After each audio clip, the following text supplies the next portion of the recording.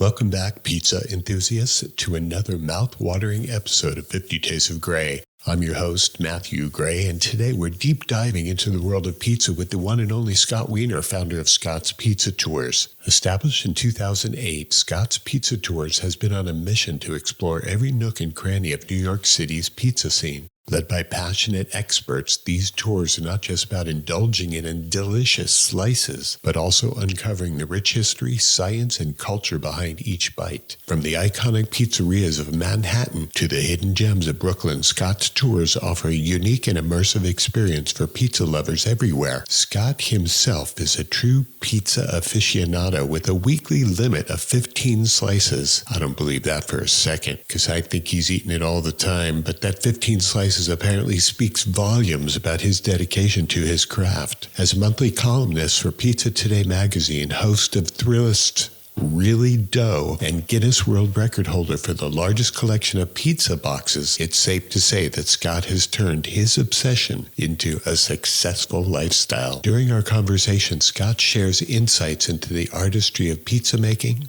the cultural significance of this beloved dish, and the fascinating stories behind some of New York City's most famous pizzerias. We also delve into Scott's personal journey from pizza enthusiast to industry leader, exploring the challenges and triumphs along the way. He also kiddingly made mention that there's a new baby in his family. Her name is Shelby, and that she enjoys tossing her broccoli onto the floor.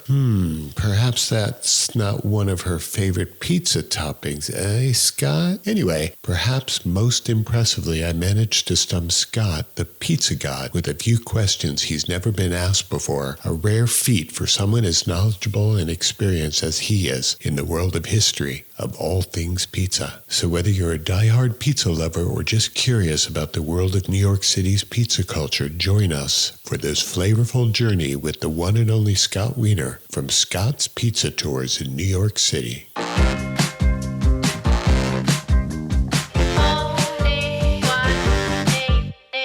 What have you eaten today?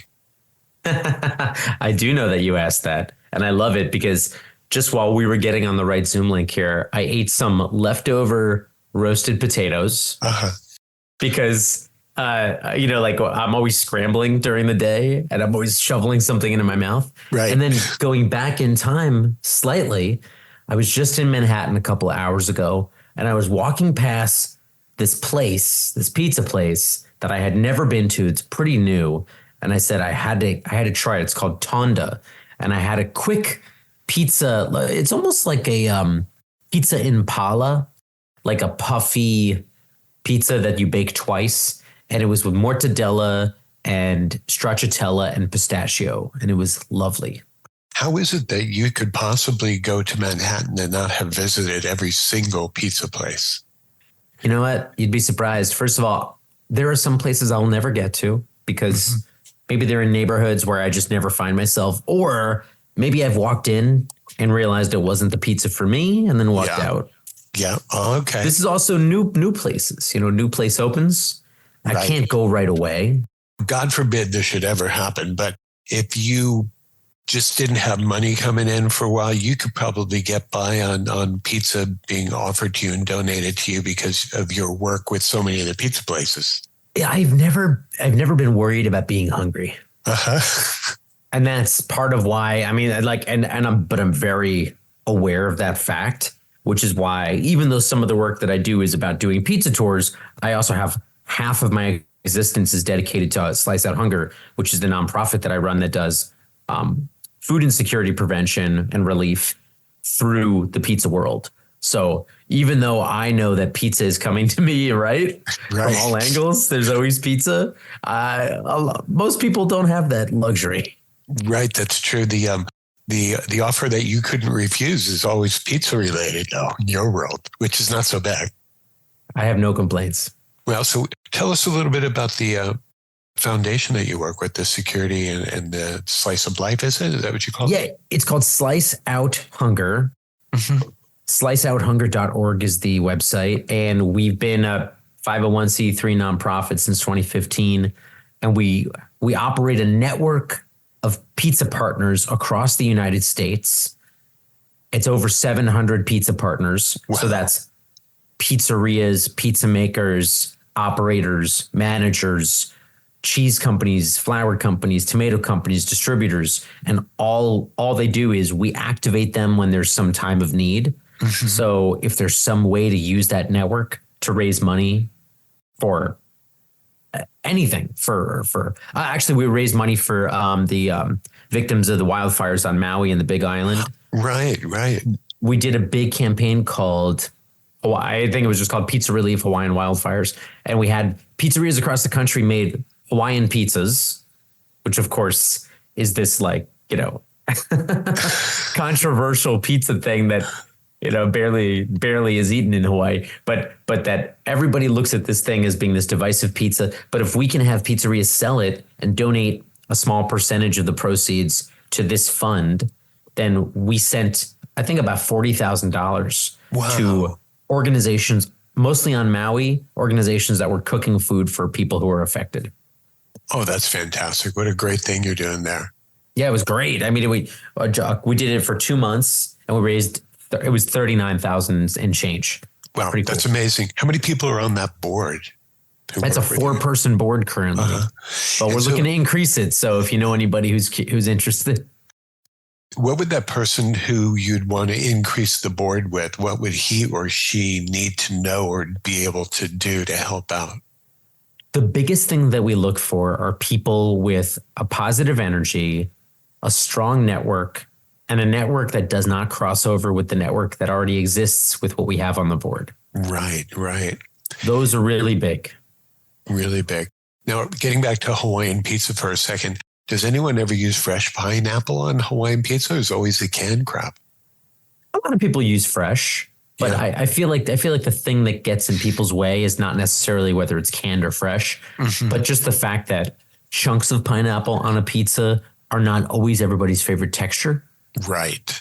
So when I make it, I will roast the pineapple and I'll sort of tear it apart like pulled pork. Mm-hmm. And then treat it. I like to treat it with a little bit of olive oil and honey. And then when it cooks in the oven, you really get this rich sweetness with this like hint of acidity that I accent by adding a little bit of lemon juice or lime juice after the pizza comes out of the oven. Hit it with a little tiny bit of lime juice. So when you take a bite, you really get this savory, like really, I'm salivating just talking about it right now. Right. And I'm going to need to get my bib here pretty soon. Yeah, this is a mess. I need a slice. Oh, I do have a slice in the fridge. Maybe I'll eat that. When do you not have pizza in the fridge? It's very rare to not have pizza in the fridge.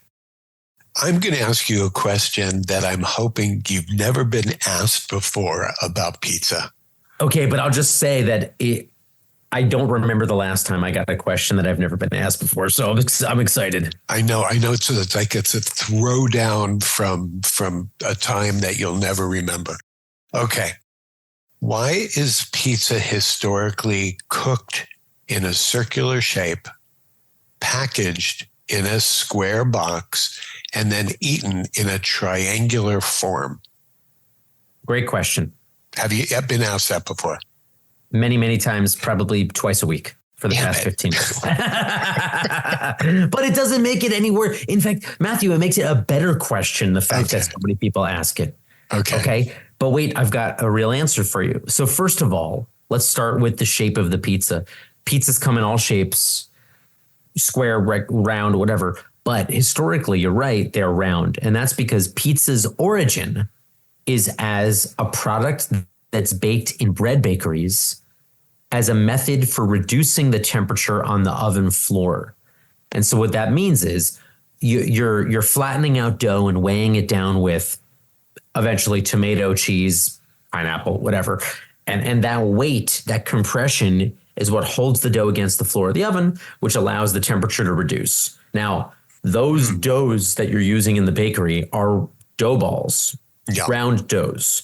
And which means that they're round. So when you flatten them, they stay circular. The ovens that they were using at the time were round ovens. They were dome-shaped ovens. And so round pizzas fit very easily in round ovens. It makes a whole lot of sense why the early pizzas were round. Okay. And the fact that they're packaged in a square box, is that just a practical kind of thing? It's totally practical. Square pizza boxes ship flat. And when they ship flat, it's much less expensive to ship a square pizza box than a molded round pizza box. Even though I have a collection of pizza boxes. Right. I'm very into pizza boxes, and I have many round pizza boxes. So it's not that they don't exist. It's that they have not yet become a commercially viable product. Mm-hmm. That's why round pizzas are packaged in square boxes. Economical, they stack neatly. They also have nice airflow in the inside, because if you fill the whole box with pizza, there's a lot of steam. There's no little corners. So plenty of practical reasons why a square pizza box makes sense. Perfect answer. I mean, I really thought that maybe we had one here for you, a question that you might not be able to get right away, but you just handled that. That was perfect. Don't forget, there's the serving it in triangles part of the question. Yeah. Okay. Yeah, don't forget about that, because now this is really interesting. Pizzas in the mid 1700s into the early 1800s in southern Italy, on the streets of Naples, where pizza began, were very often sliced into wedges. And that's because the most equal way to divide a circle is into wedges. Yeah. And so if you didn't have enough money to buy the whole pizza, you could buy one slice. And that's the thing that we do in New York every day. I just did it 2 hours ago. But back in the day, in 18th century in Naples, you would have got one slice, you fold it in half with a little piece of paper, and you eat it. They call it eating a pizza al libretto, pizza like a book. Fold it in half. Yeah. Fold it up. So that means when you're folding it up, it's crust on either exterior side instead of putting it in your mouth that way, with the toppings being up towards the roof of your mouth. Yeah. Correct. Yeah. Open face works for some pizzas that are structurally sound, but in Naples and in New York, these are either weak bases or such a large pizza in New York's case that they're not structurally sound. So the fold is a method for conveyance while giving it structural integrity. Gotcha. Now, I'm somebody who loves a crispy, crunchy crust. I don't like the bready and the doughy and the soft bread action. Is that something that is particular to myself, or is it something that maybe New Yorkers enjoy the soft and other cities or countries enjoy it crisper, or how does that work? You are not alone. There are many who like it crispy, but what that does mean is that you like a pizza that's baked at a lower temperature, so not a 900 degree oven.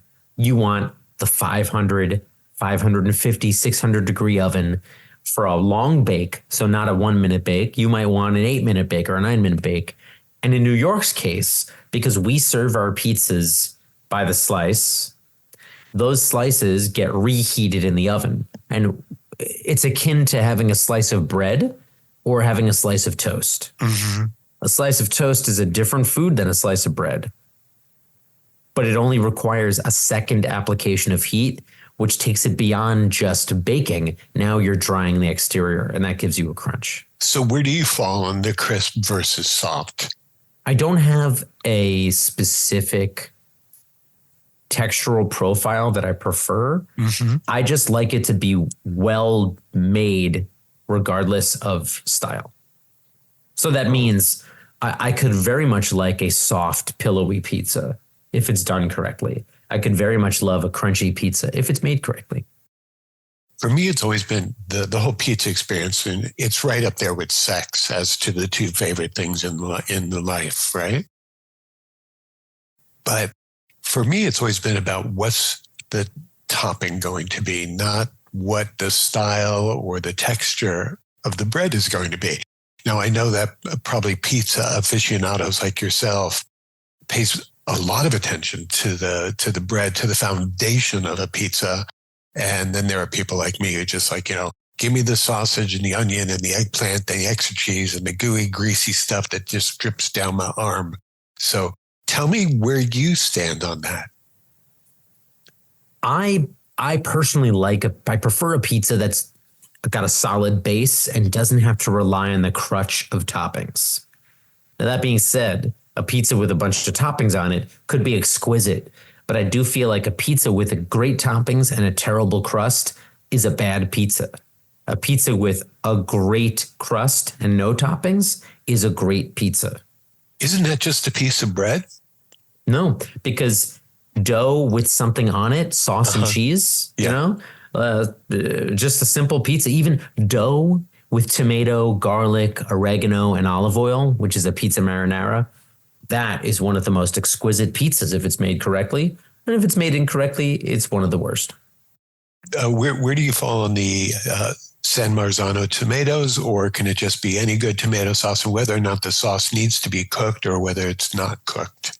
What a layered question, and I love it, Matthew. First of all, I am not a member of the San Marzano Appreciation Society. Not to say that I don't like them. It's just that I don't abide by their rule. Mm-hmm. A lot of people think that San Marzano tomato is the best, and that's the gold standard. But I get into a kitchen one day.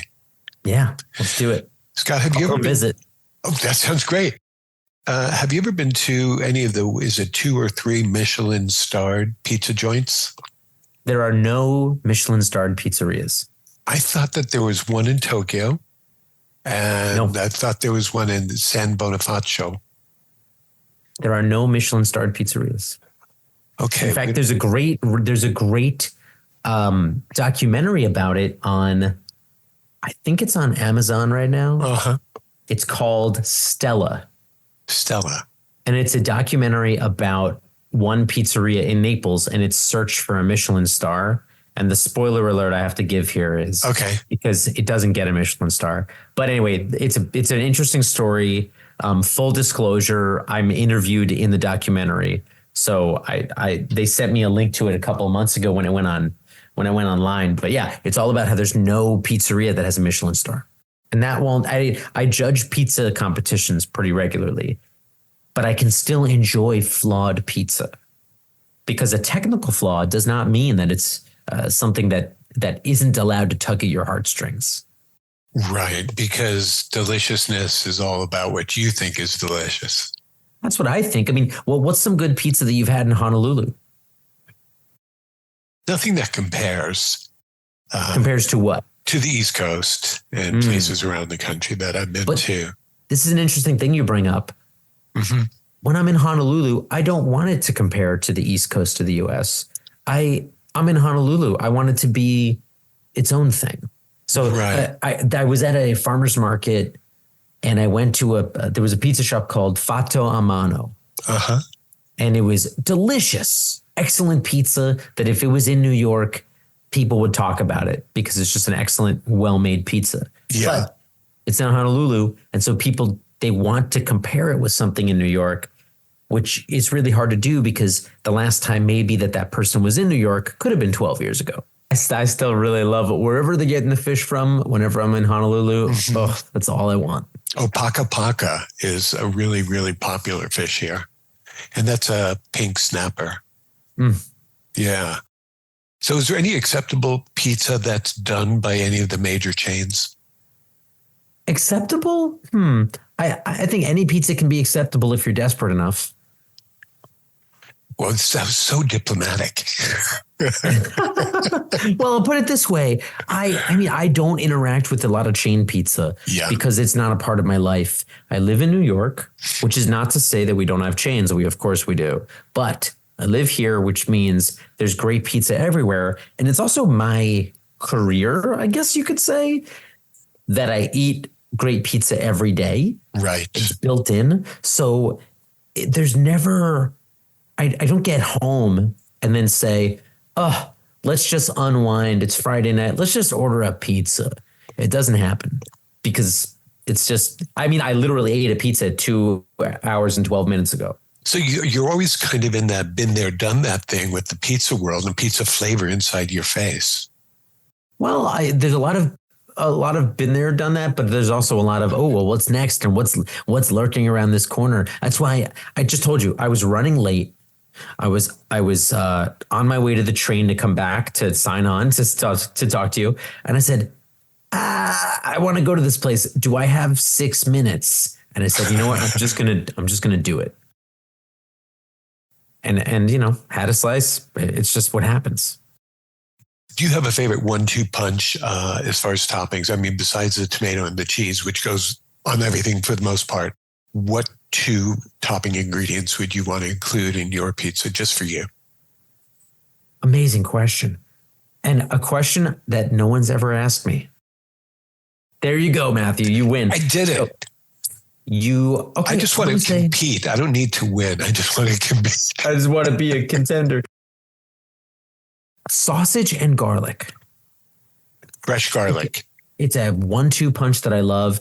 Red onion and sausage is a great 1-2 punch. I mean, the sausage is probably my favorite meat topping. Same here.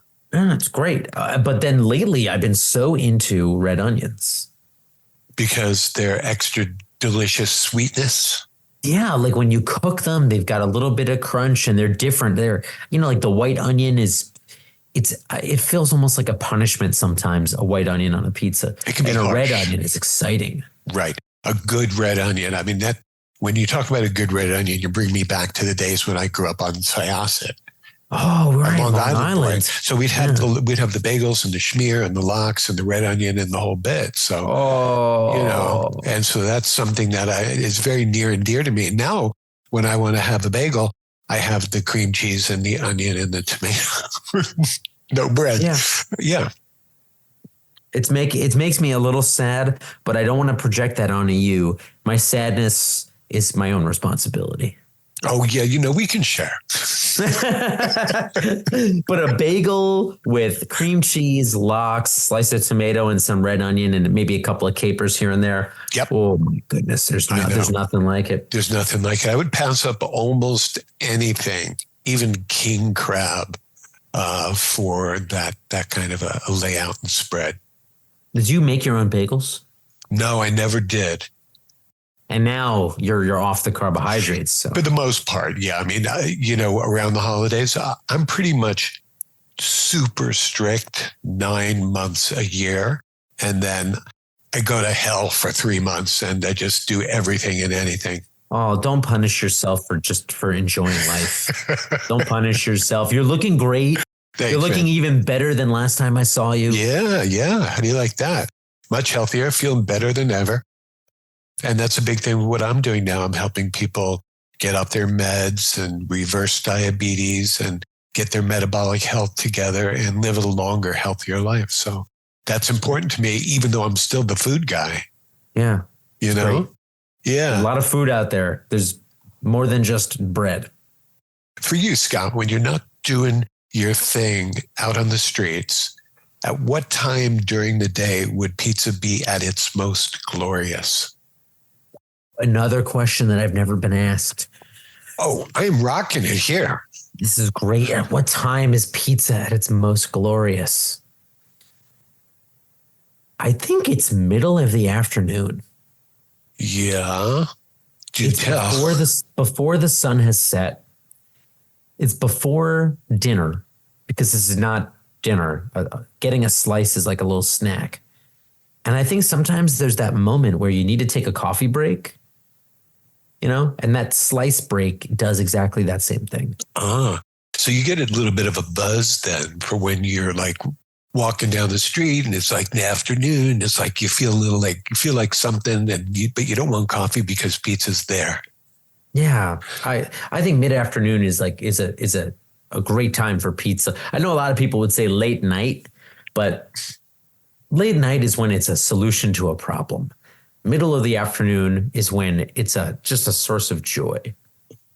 Very well put. Now, you are one of the very highest pizza gods in the world. So I'm going to ask you this next question without coloring the question.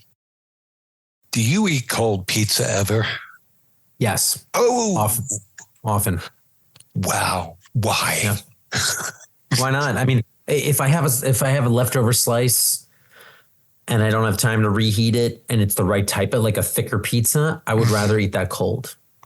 So you don't find a diminution of flavor when something that is at its best hot when eaten cold? It's a different food. It's just I had the hot version of it yesterday. Today, I'm going to mix things up. I'm going to have the cold version. And is it going to be good?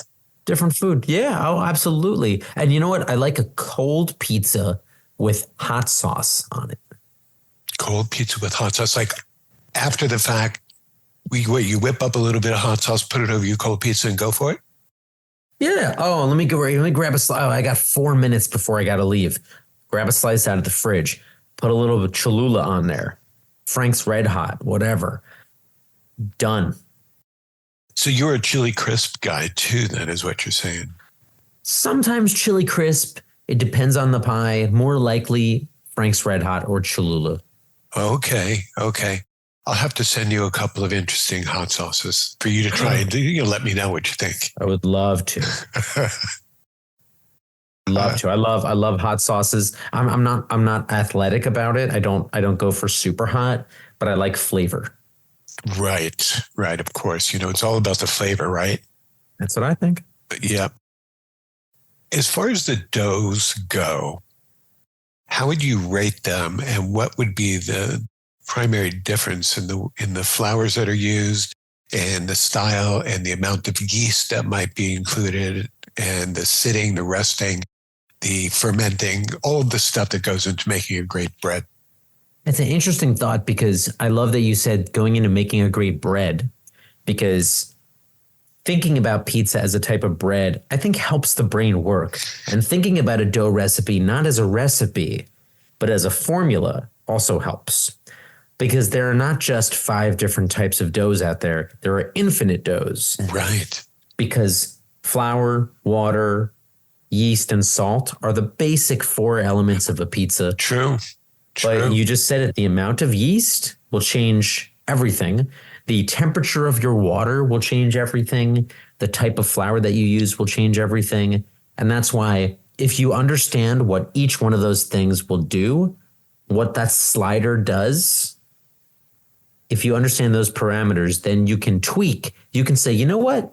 I'm going to make this pizza on a baking sheet, no pizza stone tonight, which means I'm going to have to make my dough differently. And so I'm going to make these changes X, Y, Z, and that's going to get me the outcome I want. Are you using parchment paper when you're not putting it straight on a stone?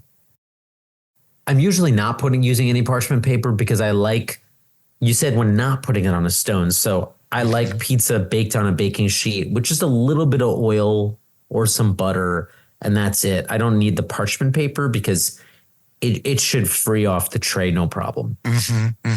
You like the deep dish kind of greasy, crunchy, oily kind of crusts that are available? I love it. I mean, listen, I think that a well-executed pizza is a good pizza. And if you have a thick crusted pizza and it's dense and undercooked and greasy, that's a poorly made pizza. Yeah. And that's okay. Some people might love it. It's like I said before, it could be technically flawed, but emotionally fulfilling. Mm-hmm.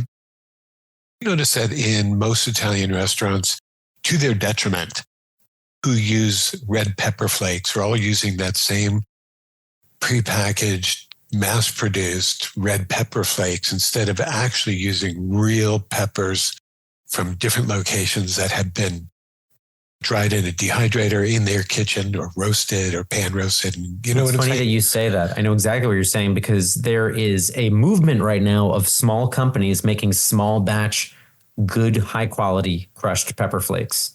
Right. And there's a company called Crushin' that's very good. And there's one called Flatiron Pepper Company. That's probably my favorite, from Boulder, Colorado. And they make excellent, delicious pepper flakes. I'm going to have to look them up, because that's definitely one of my little pet peeves. I have 1,000 of them. When you go into a place and they give you the red pepper, it's the same red pepper that it's sold everywhere. It's offered everywhere. No one's taking any pride in their peppers. No, and I understand that, because your customers aren't paying you for them. Right. So they're always those stale, leathery kind of. I tell you, Flatiron Pepper Company is super high quality. It's like I carry them with me on every tour. Oh, okay, good. Yeah. So do you dose up your slices with your own little side flavorings and condiments? Sometimes I do. It depends on the slice. Sometimes I just want a little change. Yeah. So lately I've been carrying around these smoky pepper flakes. They've got some habanero peppers and ancho chilies. And it just gives you that, just a little bit gives you this great smokiness. You know what? They're really, really good in scrambled eggs with sliced avocado. Yeah, I use a lot of chili crunches. I make my own. And we have, tons of packages of chilies from all over the world. So yeah, they come in real handy especially for people who like a little bit of pizzazz, but with flavor. Yeah, I love that. You know? So you've become a real home style cook over the years. You don't have any formal training and yet you love to cook. Exactly. I mean, I've done some training, but I would call it semi-formal. I recently did a 1-day training in Brooklyn. And then maybe 5 years ago, I did a 5-day training at a facility in Chicago. But, those are little courses. That's not the same as really the only training you can do as a pizza maker is just making a ton of pizza. Right. And I've never been in a restaurant where I was making 200 pizzas a night for 5 years straight. The competitive food competitions that they have on TV that has gotten so far away from cooking and much more into brutalizing each other. They always show the guys spinning the dough. Is that something that's just for show? Or do you think that actually makes any sort of improvement on the product? It's totally for show. There is no improvement on the product, but it looks cool. Right. Speaking of that, when it comes to food shows, I'm sure you've been watching them as long as I have or close to it. Back in the day, food shows were about cooking and about learning and about educating. Now it's about, competing against people or eating to excess. And it's like so far away, so divergent from where it once was and what it still should be. Well, people got bored by just watching food being cooked. I didn't. I love that. But, now everybody wants a reality show. Mm-hmm. Everybody wants to see, what's going to happen? Stick around after these ads. I understand it. I'm not a fan of it, even though I've competed on one of those cooking shows. I which didn't make me like it anymore. It's just that I get it. I get why people like watching the drama. It's sort of akin to the rubbernecking. People can keep themselves from looking at the train wreck. It's true. It's true. And great. Who do you like on YouTube who's doing a lot of food-related content? There's a guy called, I think it's Adam Ragusa, who does some really good stuff. Yeah, he's great. Ragusa, yeah. And then there's Joshua Wiseman, who does a lot of, and then Kenji Lopez Alt. Right. Yeah, I love them. Have you ever watched Tasting History with Max Miller? No. Oh my gosh. He was on the show recently. He's amazing because he goes into the deep, dark history of foods and the cultures. And then he actually creates a recipe while giving you a little story about the history of that particular dish. I am so excited to check this out. I've never seen it. And he's just recently over 2 million subs. So there were lots of people who liked that guy. And he was just amazing. He was great fun, interview. And I just love watching his show. Wow, this is great. Okay, I'm going to watch this. Good. I love to turn people on to the stuff that I really like. Oh, this is very, very cool. Tasting history. I wonder if he's done some pizza stuff. I'll look it up later. Yeah. Controversial question, Scott. What is the perfect beverage for a slice of pie? Wow. Depends on the pizza. Can you do me this great honor of describing to me the pizza? And I will tell you what I would pair with it. Wow. Well, let's just take the traditional New York style since you are, Scott's Pizza Tours from New York. So the traditional pizza slice. Coke. Oh, Coke or Oak? Coke. Coca-Cola. Okay. Crispy fountain Coca-Cola, crushed ice, straw, white straw with the blue and the yellow and the pink stripe or whatever.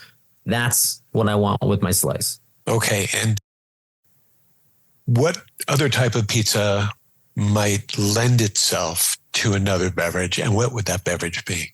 Wow. Well, for Neapolitan pizza, it's a lot more delicate in flavor. There are fewer flavors, but they're all more distinct. I would do something light and gentle, and maybe something that it cannot interfere with my palate. I would do Prosecco. A little bit of the sweet bubbles? I would do a dry Prosecco. Okay. Yeah, because I really love that with something that where I want to taste olive oil. I think Prosecco is really nice. Right. I've always been like unforgiving root beer guy with pizza. Now, root beer is my favorite with a sausage pizza. Uh-huh. If you're giving me a sausage and garlic pizza with some red onion on it, like toppings, that's when I'm doing root beer. Because if I did root beer with a delicate pizza, it would throw everything off. Couldn't do it. See, I've always been unwavering in my root beer with pizza thing, but I can see the nuance that you're talking about, depending on the flavors. That's how you pair wine with food. It's not about the food itself. It's about the flavor of the food. Absolutely. Yes. We were talking about fish before. Every fish is different. They have different flavor and texture, different ways of cooking and eating. So you can't just say, oh, white wine goes better with fish. Exactly. It's like what kind of a sauce or spices are used on that dish. Then I'll decide what kind of wine I'll have. And we do tours all the time that are wine pairing pizza tours where we serve pizza and a specific wine. And there are some wines that we never do. Like I never serve Chianti. Mm-hmm. It's just kind of boring. And a little bit overblown. It's like, it's almost like a throwaway, right? Pinot Noir, I don't really mess with for pizza. Uh-huh. There are all these wines that I just, unless we really find a great one, but like Nero d'Avola, if it's the right pizza, like a pepperoni pizza where I want a little bit of a zest and a kick, or Primitivo, I like sharp reds like that are still light or medium bodied. No full-bodied reds with my pizza. Nice. Yeah, that totally makes sense. It would be overpowering, wouldn't it? Yeah. And too astringent. Exactly. Although there's a wine we've been drinking a lot on tours that's a red wine that's lightly effervescent from southern Italy. So not a Lambrusco, but similar. And it's called Gragnano. Oh. And I've been in love with it. Oh, that sounds good. I have a couple bottles right here. I should probably pop one of them tonight. Are they a pretty young wine? It's a young wine. So that's why I'm like, how long have I had these bottles? I got to drink them. I think it's time, Scott. You can't they don't get better with age. Some of these wines, you got to just drink them. Exactly. And how good are you going to be with wine sitting on the shelf and not in your mouth? Exactly. Come on. All right. Done. Tonight I can tell they're within arm's reach, aren't they? Well, not my arms, but and look, I live in a New York apartment. They're not large, but it's on the other end of the apartment. I can see the bottle. Way out yonder. Exactly. I know. Most New York apartments you can reach, you're standing right next to the toilet when you can reach the stove and you can reach your refrigerator. It's funny when I ask most people about the perfect beverage with pizza, beer is always brought up. So I'm really, really delighted that you did not bring that up. And then, I think that is like the primary response. And then I say root beer and they go, oh, okay. With the right pizza, root beer is amazing. Yeah. Amazing. And I can definitely see your wine thing. That's a good way to do it too, especially because the way you give tours, which is so hands-on and high touch, that people won't feel intimidated by having the wine being included in the tour. And those are really fun because we don't give people an option. We don't say which wine would you like to order? No, we are serving you a wine that goes with this pizza. Right. That's the way to do it, because otherwise there'd be a bunch of babbling brooks. Yeah, it doesn't make sense. It's like, okay, so you want to drink. And also a lot of people on the tours might not know one wine from the next. So they see the name that they know and they pick that. I would rather serve them something and then they say, oh, what is this? And I'll say, oh, it's Falanghina. Mm-hmm. It's from Campania. It's a white wine. It's a little mineral, and let them know. And then they say, oh, let me write that down. You're giving me a new wine I can drink. That's great. Great. Yeah. I think that's how a lot of that gets across, and people learn about wines by having someone tell them who they trust.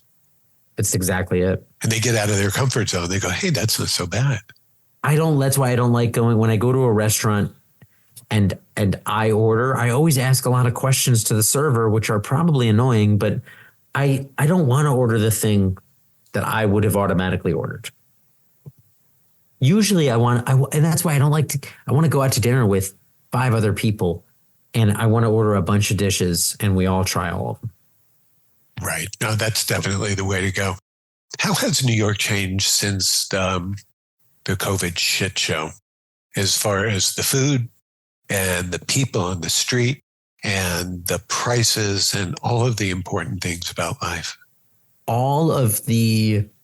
It's gotten more expensive and everything. There's been this kind of 2-3 year gap where we didn't notice a lot of these changes. And then now we're really noticing the changes. Some of these restaurants have gone out or they've had to make massive tweaks so they could survive. And so now the restaurants that we have some of them are just different versions of the same restaurant that we had before. Mm-hmm. Yeah, one of the things I've noticed while watching your career for this past 12 years or something is that you've really expanded. So you're not only doing the wine tour, and you're obviously not doing all the tours either. What other tours are you doing, and what are the people like? Because, as a food tour operator, a former food tour operator myself, it comes down to the face-to-face, high-touch personality stuff, because 10 years after the fact, I might not remember exactly where you took me or what I ate other than pizza, but I'll remember how you made me feel. And I'm sure you get that too. Well, it's a great point because I try to tell my guides that that's our mission anyway. Number one, we want people to have a great time. And number two is if that happens by understanding more about pizza, then that's special. And it doesn't matter so much to me that they memorize every detail we say or that they remember that these are the 3 pizzerias that they want to go to next time they visit. Maybe that's the case, but it's more important that they understand and they learn from the experience. So we do only pizza education. That's all we do. Pizza tours, online pizza making classes, pizza research and development trips for professionals, pizza field trips for students. So everything we do is pizza, but the expansion has been more about going vertical and not about horizontal. Right. So we haven't added the deli tour or the bagel tour. We're not going to add any of the taco tour. It's pizza is our specialty. That's what we do. Stick to your specialty. Yeah, because then you get more depth. If all my guides had to learn about tacos and sandwiches, they wouldn't know as much about pizza. I want us to know as much as possible about pizza. I'm wondering how many people who are in your employ, whether now or in the past, who didn't eat pizza, but were awesome tour guides. I don't know if I've ever hired anybody who I knew did not really like pizza, because it's a pretty strong prerequisite. I have hired people who were not trained tour guides. Uh-huh. And that's really important. I don't love hiring people who are trained tour guides because very often they're just trained in spewing information and not in listening. And they know how to deal with a public hop on, hop off bus, but they don't know how to connect with 12 people. Yeah. It's interesting. The reason I asked you that question was because in the 16 years that I was running Hawaii food tours, I had several of my employees along the way who were vegan or vegetarian and didn't eat a whole lot of the foods that we have here in Hawaii because, some of it's pretty obscure. And they were some of the best tour guides ever because it wasn't about them eating. It was about them explaining the nuance, the history, the culture, and all of that. So I just wondered if there was any kind of similarities with your people. It's funny because our tours are modular. So the tour guide chooses where they want to take the group. It's not scripted out. It's not prescribed by me. So if Paul tells me that he doesn't like such and such pizzeria, I don't even have to know. He doesn't have to take people there. he takes people to the place he connects with. So even though we don't have a similar situation where somebody's gluten-free, yet they run a great tour, they might not love a couple of stops. And well, they don't have to go there. They're not stops on Paul's tour. Yep. Yep. Interesting. We would always get people who would ask for vegetarian tours or vegan tours or gluten-free tours. And I said, this is Hawaii food tours. We can't do that kind of a tour if we're going to be showing off the foods of Hawaii. So, you find yourself not being in a box, but like just doing and sticking to your specialties. And so that's what I admire about what you're doing. Well, I also think it's really powerful to be able to say no. Well, we don't do a vegan version. We don't do this. With the pizza tour, we have once a year, we run a vegan tour. Once a year, we run a gluten-free tour. They happen once. They're like little one-off things. Is that because you don't want to get canceled, so you have to include one time? No. Just kidding. No.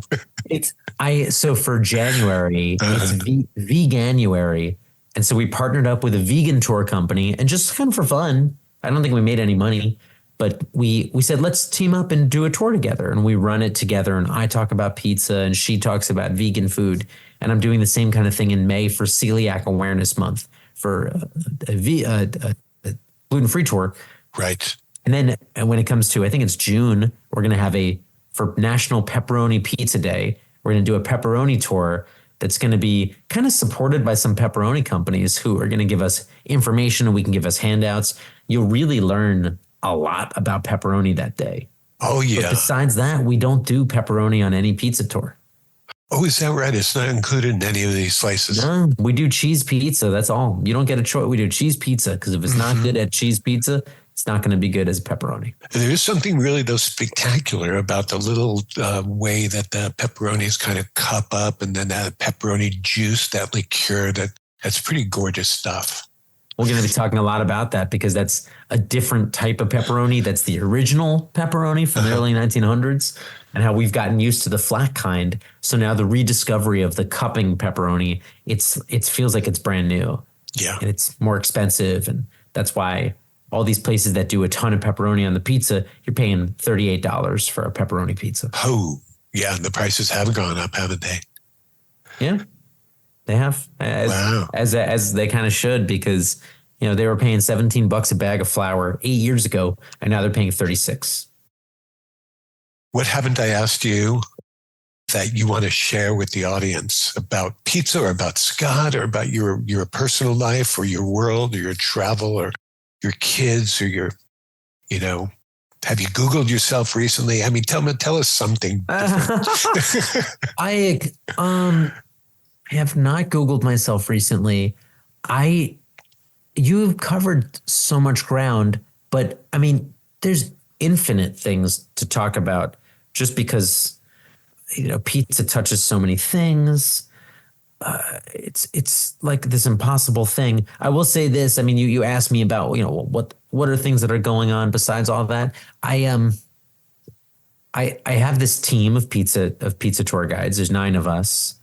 And it's been really thrilling to see. I've upped the training over the past year because we had a baby almost 10 months ago. Wow, great. And so that meant that I had to prepare the company to be able to handle me not being around quite as much. Mm-hmm. So that's why I've really upped the education. We've been doing all these field trips where I take everybody to check out pizzerias or learn about cheese or tomatoes, and been really, really fun, and it's really enhanced all of our tours. Tell us about the daddy energy of having a new baby. It's interesting because it doesn't feel much different from my existence before.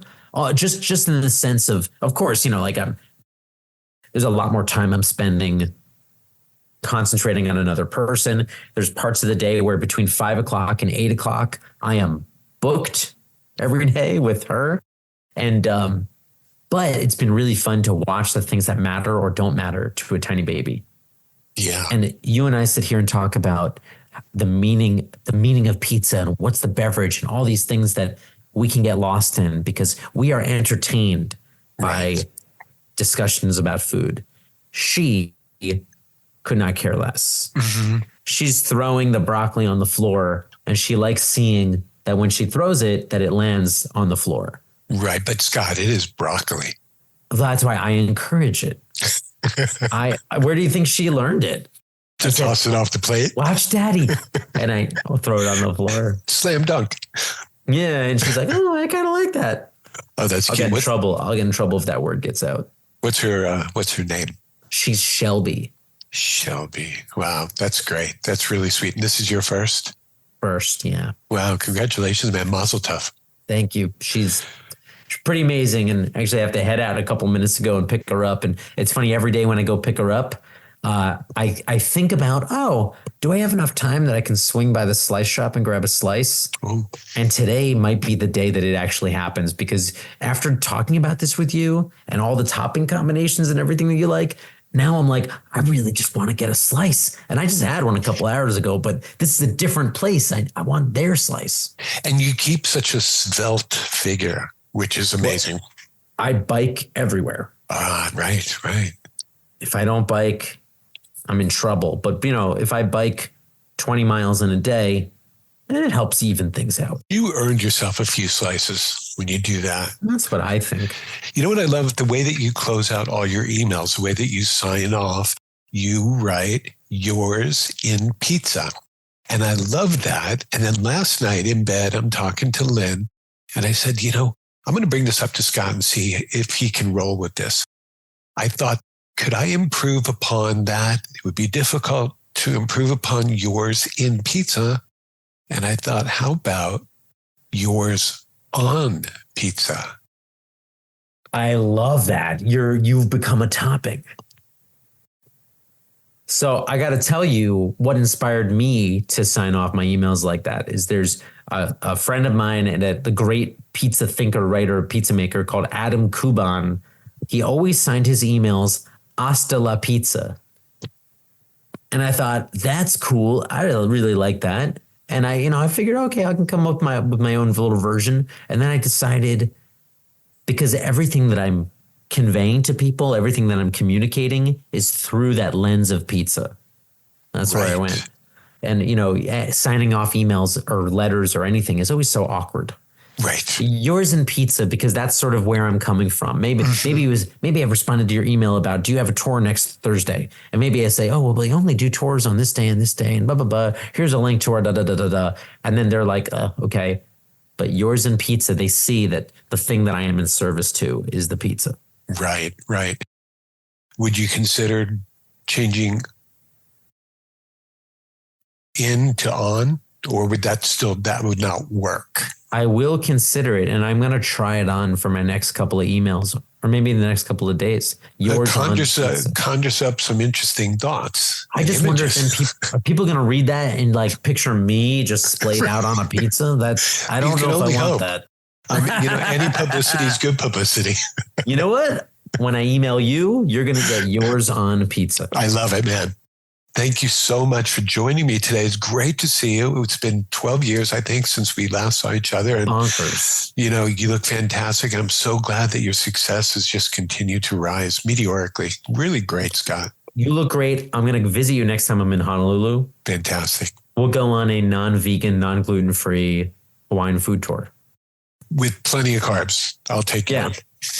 You just have to eat one carb. No problem. I mean, that might actually be a problem. One carb. Yeah. Oh.